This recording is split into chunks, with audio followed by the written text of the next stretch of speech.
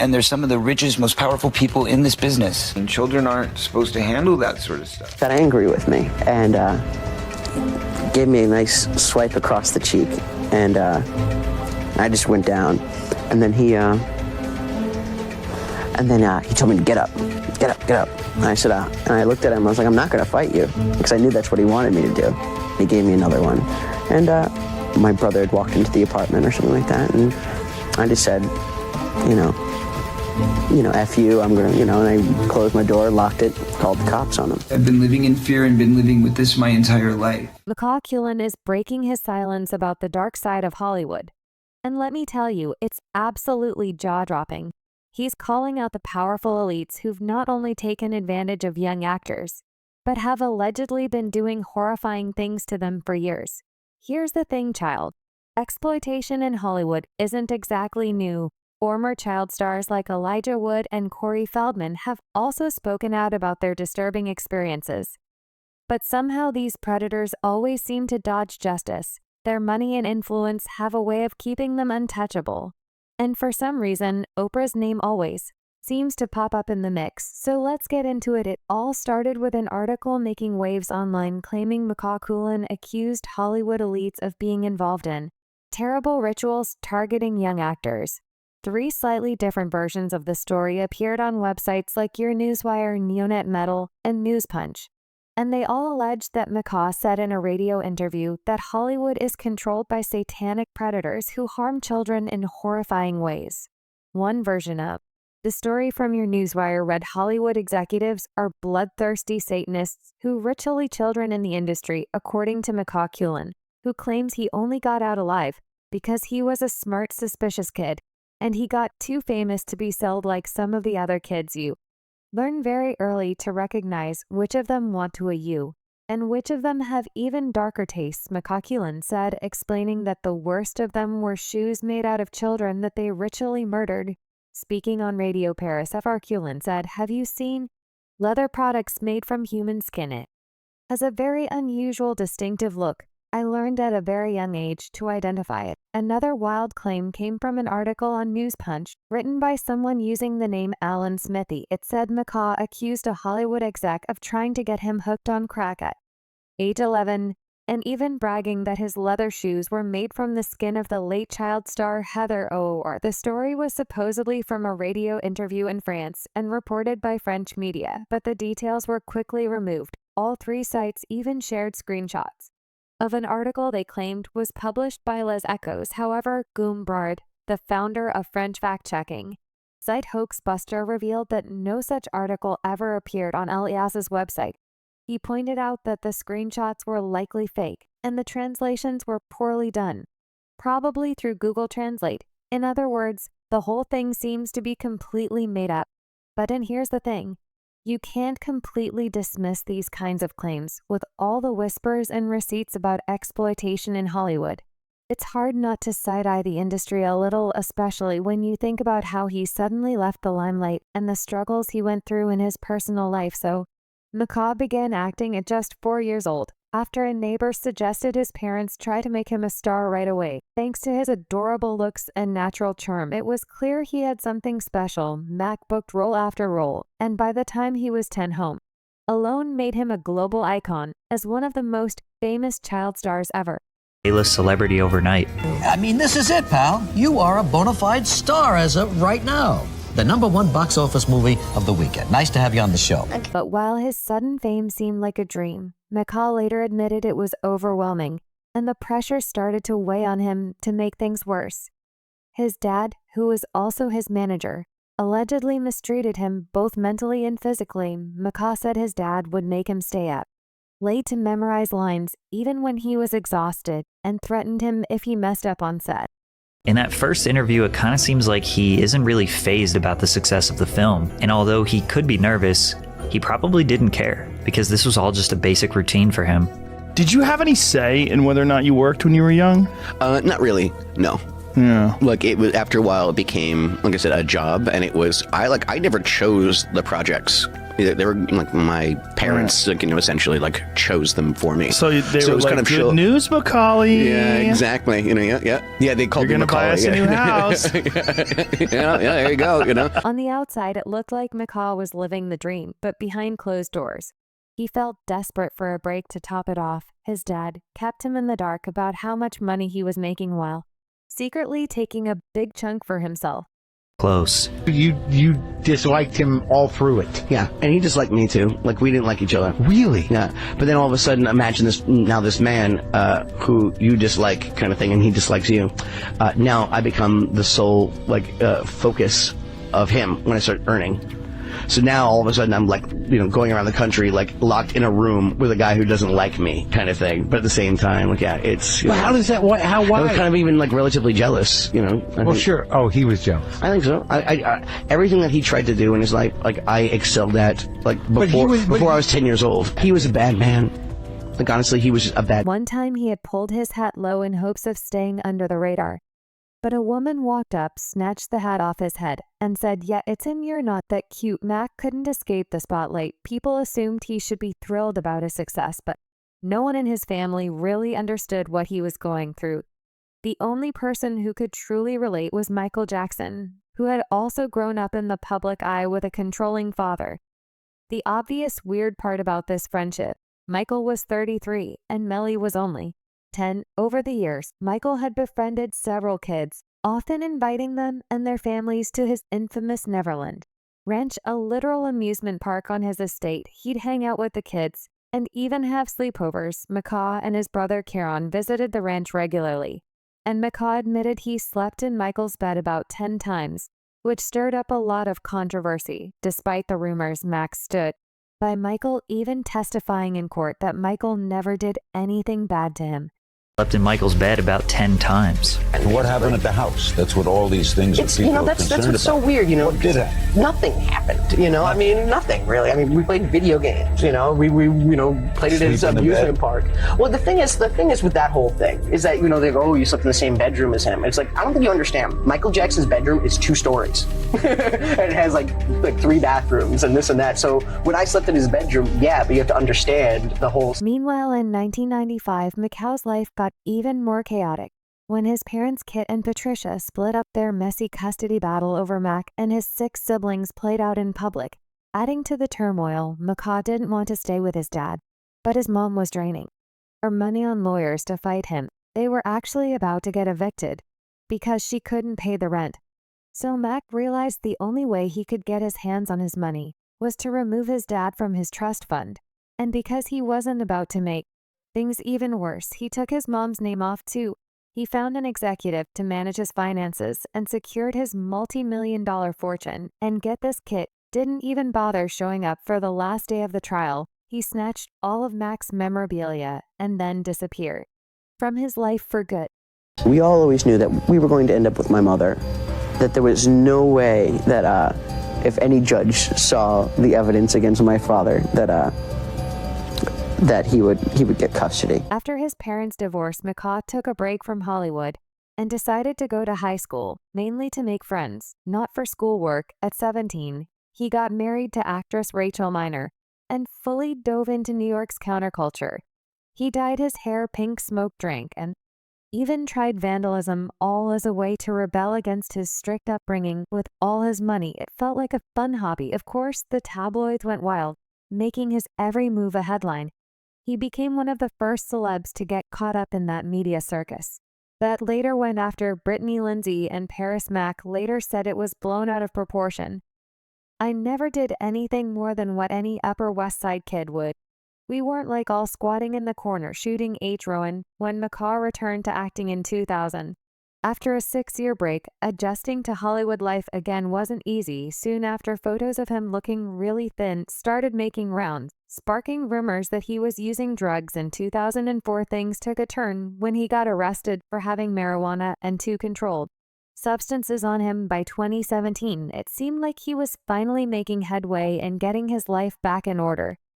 But then those viral articles accusing him of calling out Hollywood elites for being poured started making rounds now. While those allegations haven't been confirmed, let's not forget that other child stars have come forward with their own jaw-dropping stories about Hollywood's darker side. Back in 2016, Elijah Woods spilled some serious tea about what's been happening in Hollywood. In an interview with the Sunday Times, Elijah, who started acting at just 8 years old and starred in the Lord of the Rings films, got real about the darker side of the industry. He basically hinted at some super shady things going on with child actors in Hollywood, comparing it to the whole Jimmy Savile mess over in Britain. Clearly something major was going on in Hollywood. It was all organized. There are a lot of vipers in this industry, people who only have their own interests in mind. I've been led down dark paths to realize that these things probably are still happening. Elijah credited his mother for keeping him safe from these sick individuals. She was far more concerned with raising me to be a good human than facilitating my career. I never went to parties where that kind of thing was going on. This bizarre industry presents so many paths of temptation. If you don't have some kind of foundation, typically from family, then it will be difficult. But here's the saddest part, Elijah said. A lot of victims can't even speak out because the people who hurt them are so powerful and influential. What bothers me about these situations is that the victims can't speak as loudly as the people in power. That's the tragedy of attempting to reveal what is happening to innocent people. They can be squashed, but their lives have been irreparably damaged. But it appears that's exactly what happened to him, because when this story blew up, he released a statement clarifying that his statements were not based on personal experience. The Sunday Times interviewed me about my latest film, but the story became about something else entirely. It prompted a number of false and misleading headlines. I had just seen a powerful documentary, and I briefly spoke with a reporter about the subject, which had consequences I did not intend or expect. Lesson learned. Let me be clear, this subject of CA is an important one that should be discussed and properly investigated.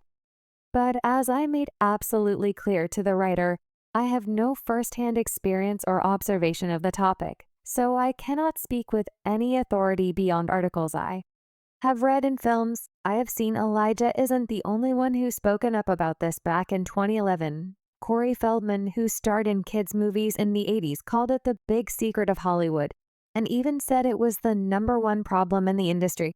Later, Corey took it even further in other interviews, saying he was ready to name names and expose all the people responsible, and they're some of the richest, most powerful people in this business, and children aren't supposed to handle that sort of stuff. During his heyday, Corey was raking in serious cash from movies like The Lost Boys and Stand By Me.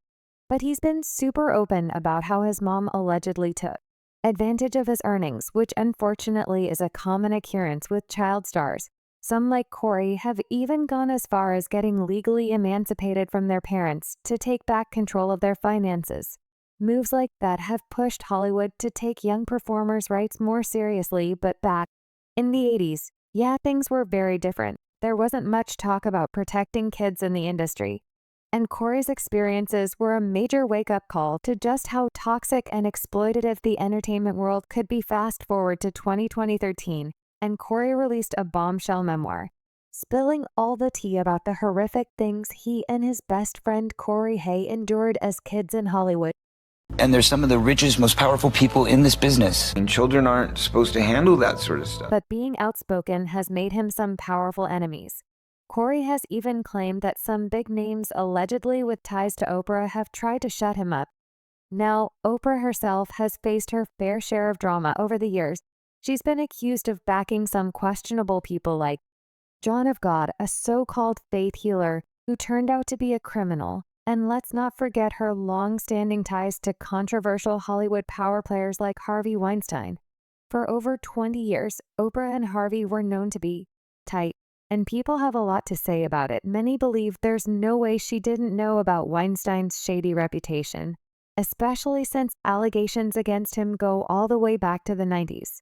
There are even rumors she reached out to support him after the accusations came to light, though her team denies it still. The photos of them looking chummy over the years make people wonder, why did she stay so close to someone accused of such awful things? Rose One didn't hold back when she called out Oprah on Twitter, claiming she's not as genuine. As she seems, Rose accused her of supporting powerful men like Harvey Weinstein and turning her back on victims, including those of Russell Simmons. She even called Oprah fake and said she cares more about personal gain than doing what's right. Rose isn't the only one calling out Oprah singer. Seal also jumped in, claiming Oprah has connections to both Harvey Weinstein and Jeffrey Epstein. Now there's no solid evidence linking her to Epstein, but the rumors have been swirling. Some people even think she might have been involved in helping him with Floridians, accusing her of ties to a trafficking ring. And let's not forget Kid Rock. He's another celeb who's had some things to say about Oprah in a 2019 tweet.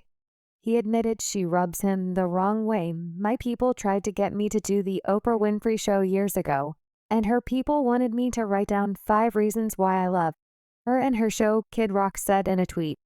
I said if that and her end of story, so as crazy as the allegations and the viral article sound, people like Weinstein and Diddy have already proven there are some truly messed up individuals out there preying on defenseless victims, and honestly, isn't it a little suspicious how they all seem to be connected to Oprah somehow? I believe there's a lot of darkness in Hollywood right now, and I believe it's been there for quite some time. And as we've seen with the Harvey Weinstein scandal, it continues to unfold. New names come forward every day. Now there's names of misconduct with Kevin Spacey, with this, child actor who came forward today. It's going to continue unraveling. This is just the beginning. It's just the tip of the iceberg. So everything you're seeing is building up to what I believe is going to be a dam breaking open. Chile, Oprah better watch her step, cause she's been rubbing a lot of artists in Hollywood the wrong way lately. You know how folks have been calling out Diddy's crew for enabling, 50 Cent's out here saying Oprah is allegedly one of them. But hold up, it gets wilder. Turns out there are way more victims of Oprah's antics than we thought. 50 spilling all the tea, saying Oprah's been not only sabotaging black artists' careers, but also playing pimp for Diddy. It's like we're gearing up for a surviving Oprah movement. And let me tell you, it's going to be a whole mess. Oprah might be in for a rude awakening, because the folks she's been stepping on are starting to stand up and speak out. You'd think someone as powerful as Oprah would be more careful about who she's cozying up to. But it seems like she's been playing a dangerous game, and now it looks like it's all starting to catch up with her. Get ready, cause this surviving Oprah movement is about to things up. Big time truth. Years, I didn't like Oprah Winfrey. She's not the type of person, tough, smart, and powerful you'd want to have an issue with. But I felt the type of way about the things she said about hip-hop music in the past. But why haven't any of Diddy's friends spoke up for him? My man, listen here. All those ones who made it to the Diddy party, to the after party, and to the hotel lobby.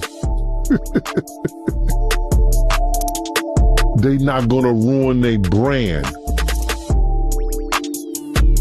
They not gonna say nothing. Not 50 Cent coming for Oprah with all this drama. Oprah has been laying low these past few months, but 50 ain't having it. He spilled some serious tea on Oprah and Chile. She looks even worse than she has in years. That's saying something, cause y'all know Oprah has been caught up in some shady stuff. I'm going to lie, it ain't all that shocking to hear Oprah might have been in cahoots with Diddy. They have been tight for years. If there's one person who's faced shadier allegations than Diddy, it's Oprah for years. Now rumors have been flying that she's working as a handler for the Hollywood elites, keeping artists in check. But 50 Cent is ready to blow it open, and Oprah is not going to come out looking good. Oprah always had a rep for being one of the champions of black excellence in Hollywood. She gives back to the community, got a girls' school in South Africa, and is seen as one of Hollywood's biggest philanthropists. That's why she's one of the biggest black women in media. I mean, she's a self-made billionaire who built herself from the ground up on the surface. Oprah is a champion of black excellence, a philanthropist, and a self-made billionaire. But as more industry insiders speak out, we see a different picture of the revelations about her are shocking. And the more you look into it, the more unsettling it becomes. And guess what 50 is spilling the tea to, talking about how Oprah's been staying under the radar these past few years. She's been involved in so many messy scandals that should have ruined her career. Not only has she stayed on top, but her scandals have been buried so deep that most folks don't even know what she's been up to. But now 50 Cent is sick and tired of her antics and is spilling all the tea on what she's really like if there is someone in Hollywood you don't want. Teaming up against you, it's 50 Cent. He's as fearless as they come. 50 is known as the biggest troll in Hollywood. He never lets go of beef or forgives his ops. He stands 10 toes down and holds on to grudges for years. He's got a rep for coming for his enemies on social media, dragging them and going above and beyond to make things messy. But besides being a troll, he's also a champion for Black justice as messy as he can be. He's usually one of the first to speak up when a Black artist is mistreated, and he offers his support. He even promised to donate the proceeds from the Diddy documentary he's working on to victims in South Africa. And that wasn't the first time 50 was one of the few in the industry who publicly supported Monique after Oprah blackballed her when Taraji revealed that Oprah underpaid her for her role in The Color Purple. 50 Cent jumped in quick, offering her a role in one of his upcoming projects and promising to pay her what she's worth. According to 50, Oprah has a long history of setting up Black artists for failure using her platform to make them look bad. Take Toni, for example. Back in '98, Oprah dragged her on the show after Toni went bankrupt. It wasn't like Toni blew her money on fancy stuff. Nah, her financial advisors scammed her and made bad investments when Toni went on Oprah's show. To explain, Oprah kind of threw her under the bus.